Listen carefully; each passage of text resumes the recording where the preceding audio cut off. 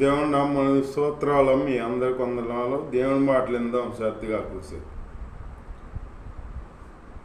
బైబిల్లో న్యాయాధిపతి గ్రంథంలో సంసోన్ అని దేవుడు ఇశ్రాయేలు పేదలకి రక్షకుడిగా పుట్టించాడనమాట. అతను దేవుని మార్గాన్ని ఎలా తొలగి పక్కకి వెళ్ళిపోయాడో, పాపంలో ఎలా పడిపోయాడో అది నేర్చుకుందాం. ఈ ఢిల్లీలో మైకంలో పడిపోయాడు. ఢిల్లీలో దగ్గర ఉండి ఢిల్లీలో ఆడుతుంటే ఇక సావు సిద్ధమయ్యంట నిజం చెప్పేసాడంట. వెళ్ళలేక ఆవిడ దగ్గర నుంచి వెళ్ళలేక సావు సిద్ధమై ఉన్నాడనమాట. చనిపోదాం అనుకున్నాడు. చనిపోదాం ఇంకెళ్ళామని ఆవిడ దగ్గర నుంచి వెళ్ళలేదు అనమాట. వెళ్ళకుండా ఆవిడకి నిజం చెప్పాడు, నా జుట్టులో ఉంది నా బలవంత అని. అప్పుడు ఈ సంసోన్ని తొడ మీద పడుకోబెట్టుకుని చక్కగా నిద్ర ముంచి నేర్పడిగా గుణిసేస్తారు కదా, వాళ్ళని పిలిచి నున్నగా గీహిచ్చేసింది అనమాట. ఈ ఇతని నిద్రలోకి వెళ్ళిపోయాడు సంసోను. తొడ మీద పడుకోబెట్టుకుంది. ప్రేమ అనుకున్నాడేమో, ప్రేమ కాదు. అతను పట్టిస్తాకి అది అట్లాగా పడుకోబెట్టుకుంది. ఆ తొడ మీద పడుకుని నిద్రయ్యాడు. ఇవిడి నున్నగా గుండు గీసిచ్చేసింది. గీసిచ్చేసి ఇక జడంగా వెళ్ళి సంసోను ఫిలిష్తీయులు వస్తున్నాను మీద పడుతున్నారంటే అప్పుడు ఎక్కడ ఏది అని లేచిట్ట అనుకునేటప్పటికి ఎక్కడ చుట్టేది ఖాళీ అయిపోయింది, తల ఖాళీ అయిపోయింది. యెహోవా ఆత్మ సంసోన్ని విడనాడేనని తెలుసుకోలేదంట, తెలవలేదంట. అలాగే ఇంకా నిజం చెప్పేసి పాపంలో పడినాక ఏమంటుంది, పాపం మరణమే. ఇక పాపంలో పడితే అయ్యేప్పటికి వాళ్ళు వచ్చి పట్టేసుకుని సంసోన్ని ముందు పట్టుకుంటమే తీసుకెళ్తమే కళ్ళు రెండు పొడిచేశారు. మరి కళ్ళతోనేగా పాపం చేసింది. కళ్ళు చూసింది అలా ఆశించాడు. దేవుడు రాజ్యం మర్చిపోయాడు. దేవుడు అక్కడ ఇశ్రాయేలు ప్రజలకి అక్కడ రక్షకుడిగా పుట్టించాడు కదా, అది మర్చిపోయాడు. అది మర్చిపోయి ప్రేమలో పడిపోయాడు అనమాట. గర్వించాడు. ఆ కళ్ళుతో చూసి పాపం చేశాడు కదా, కళ్ళు పొడి చేశారు. ముందు కళ్ళు పొడిచేశారు, తీసుకెళ్తామే.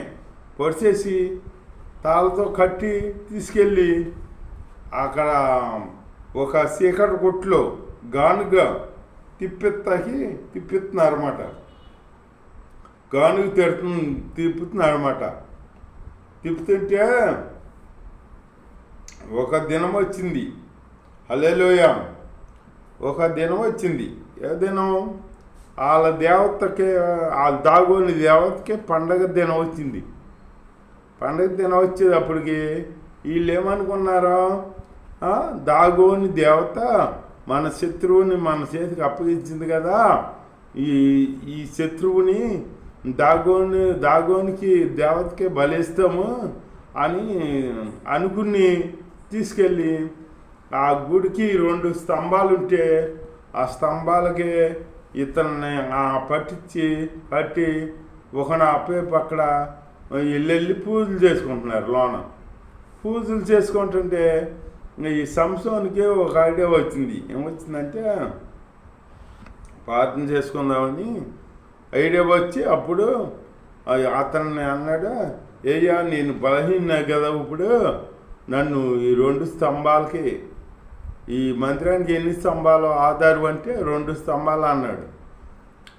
ఈ 2 స్తంభాలకి నన్ను పట్టించి నువ్వు కాడెళ్ళి పూజ చేసుకో, నీకు పుణ్యమన్నం వస్తుంది, నేను బలహీనే కదా అని చెప్పాడనమాట. చెప్పేటప్పటికి అవును కదా అనుకుని అతను ఆ 2 స్తంభాలకి అతను పట్టించి అత్తగాడు లోనికి వెళ్ళి పూజ చేసుకుంటున్నాడు వాళ్ళతో పాటు. చేసుకుంటుంటే అప్పుడు ఈ సంసోను ప్రార్థన చేశాడనమాట. ప్రార్థన చేశాడు, ప్రభువా యెహోవా దేవా ఈ ఒక్కసారి నన్ను జ్ఞాపకం చేసుకో అని చెప్పి అంతగానో పశ్చాత్తాపడి ఏడ్చి ప్రార్థన చేశాడనమాట. ఏడ్చి ప్రార్థన చేసి ఒక్కసారి నన్ను జ్ఞాపకం చేసుకో అని ప్రార్థన చేశాడనమాట. ప్రార్థన చేశాడు. విచిత్రం ఏంటంటే సంసోను తల వెంట్రుకలు మొలిచినాయి అంట, మళ్ళీ పెరిగినాయి అంట. ఆ దేవుడు కరుణించి ఆత్మ ఇచ్చాడు. ఆత్మ ఇస్తే ఆ 2 స్తంభాలు పట్టుకుని లాగేశాడు. లాగేసేటప్పటికి పడిపోయింది, గుడి మొత్తం పడిపోయింది. గుడి మొత్తం పడిపోతే వాళ్ళందరి మీద పడిపోయింది. వాళ్ళందరితో సంసోన్ మీద కాడ పడిపోయింది. సంసోన్ కాడ వాళ్ళతో కలిసి చనిపోయాడు అనమాట. బ్రతుకున్న దినంలో చంపలేని సంఖ్య అప్పుడు చంపినట్టు లేఖం తెలబడుతుంది. అంతటి వీరుడు సంసోను, అంతటి వీరుడయ్యి పాపంలో పడిపోయాడనమాట. ఇప్పుడు మనము అంత వీరుడు పడిపోయాడు, ఇప్పుడు మనం పడిపోతున్నామంటే అదొక లెక్క కాదు. కాకపోతే మనం జాగ్రత్తగా ఉండాలి. దేవుని అనుసరించుకుని జీవిస్తే మనం పాపంలో పడతాకి అవకాశం ఉండదు.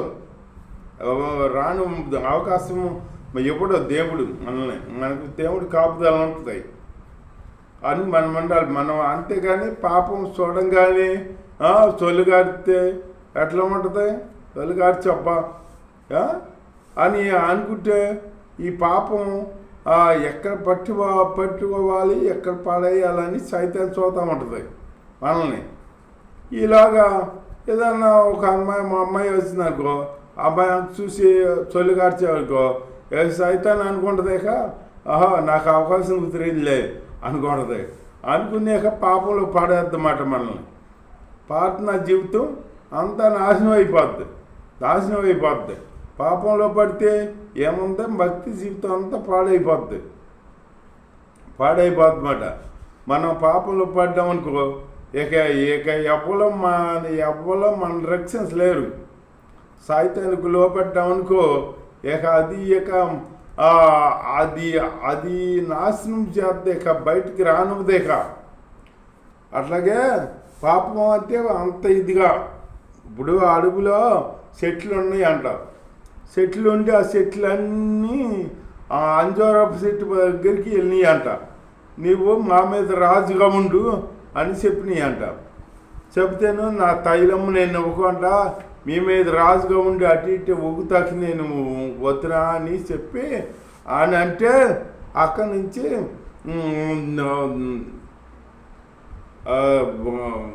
ద్రాక్ష బలుపు దగ్గర వెళ్ళినాయి అంట.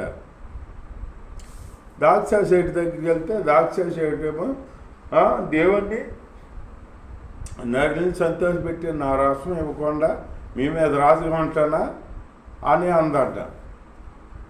అంజూరపు చెట్టు అట్టాగే అందంట. అనేటప్పటికి ఏం చేసినాయి, ముళ్ళ చెట్టు దగ్గరికి వెళ్ళి ఆ ముళ్ళ చెట్టుని అన్నయ్యంట, నీవు మా మీద రాజుగా ఉండు అని చెప్పినాయంట. చెబితేను ఆ ముళ్ళ చెట్టు ఎంతో సంతోషపడి ఆహా నిజమేనా, ఇది నిజమేనా, మీ మీద రాజుగా ఉంటున్నాను నేను, నిజమేనా అని అంటుందంట. అంటేను అప్పుడు నిజమేనా అంటే మరి నన్ను రాయండి, నా రెక్కల కిందకి రాయండి, నన్ను రాజుగా చేసుకోండి. మళ్ళీ తర్వాత కాదని అన్నారా, నాలో ఉండి అగ్ని బయలుదేరి మిమ్మల్ని దహించి వేస్తాయి అని చెప్పిందంట. అట్లాగే పాపంలో పడతామే మన వంతు. మనం లేవతాకి మన వంతు కాదు, మనం లేవలేము. ఇక అందుకే పాపంలో పడకుండా చూసుకోవాలి. పాపం అంటే దొంగ భూమి. అది బాగానే ఉన్నట్టు ఉంటుంది, లోన్ లాగేద్ది అన్నమాట. పాపంలోకి లాగేద్ది. ఆ పాపంలోకి పడిపోయామనుకో మన జీవితం ఇక అంతే, ఇక అయిపోయినట్టే. అట్లా పాపంలో పడకూడదు. మనం ప్రార్థనా జీవితం కలిగి దేవుని బిడ్డగా మనం జీవించాలి. ఆయన రక్షణ పొందినందుకు మనం ఆయన నామాన్ని గణపరచాలని ఆయన మనల్ని రక్షించాడు. ఆయన నామాన్ని గణపరచాలి. అంతేగాని పాపం జోలికి మనం వెళ్ళకూడదుగా. లోకం ఎన్నో రంగులు చూపిస్తుంది.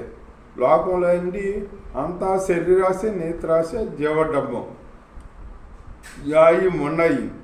వాటిలో మనం వెళ్ళకూడదు. వెళ్ళామా మనమే కంతే మన జీవితం నాశనం అయిపోయినట్టే. భక్తి జీవితం కూడా ఏమో ఉన్నదేక. అట్లాంటి జీవితంలో మనం వెళ్ళకుండా జాగ్రత్తగా ఉంటూ దేవుని ప్రార్థన చేసుకుంటూ దేవుని బిడ్డలతో సహవాసంగా దేవుడి బిడ్డలతోనే ఉండాలి. మనకి లోక బిడ్డలతో మనకి సహవాసం అనకూడదు. ఎందుకంటే యేసయ్య అంటున్నాడు వెలియాలకి యేసై ఎక్కడ దేవుడి బిడ్డలకి వెలియాకి వాళ్ళకి లోకం బిడ్డలకి మన పొత్తు ఉండకూడదు అంటున్నాడు దేవుడు. అలా ఉండకుండా మనం పరిశుద్ధంగా జీవిస్తూ దేవుని బిడ్డలుగా జీవిస్తూ దేవుని నామాన్ని కనపరుచుకుంటూ దేవుణ్ణి మహిమపరుచుకుంటూ జీవిస్తాము. దేవుళ్ళో ఆత్మీయంగా ముందుకు సాగుతాం. అలాంటి జీవితం దేవుడు మనకి అనుగ్రహించిన గాక. దేవుడి వాక్యం దీవించిన గాక. Amen amen hallelujah. యేసయ్యా మీలో ఎలా ఉండాలో తెలియపరిచి మా దేవుడు తన స్తోత్రమునైనా సంసోనైనా మీకునైనా మీరునైనా తను జన్మ చేసి ఇశ్రాయేలు ప్రజలకు రక్షణకర్తగా జన్మిస్తేనైనా జన్మ చేస్తే సంసోనైనా అది మరిచి తండ్రి పాపంలో పడి తండ్రి నైనా 2 కళ్ళు పోగొట్టుకున్నాడు తండ్రి. నాయన ప్రభు అట్లా మేము ఉండకూడదు తండ్రి. మేము నైనా పాపంలో పడకుండా నైనా మేము గుడ్వారం కాకూడదు తండ్రి. నిత్యం నిరంతరం మీలో తండ్రి మీరు వెలుగై ఉన్నారు కాబట్టి మేము కూడా వెలుగై ఉండి మీలో నన్ను వెలుగుతూ జీవించే జీవితాలు మాకు అనుగ్రహించి కాపాడు. సహాయమనే శ్రమలో ప్రార్థన సరిపెట్టుకున్న పరమ తండ్రి ఆమె తండ్రి అనే దేవుని ప్రేమ కుమారుని ఇసుకేసే కృప పరిశుద్ధాత్మ అనుశ్వాస ఇక్కడ చేయని నాకు లోకలు సర్వ పరిశుద్ధ తోడై నడిపించు గాక. Amen amen hallelujah.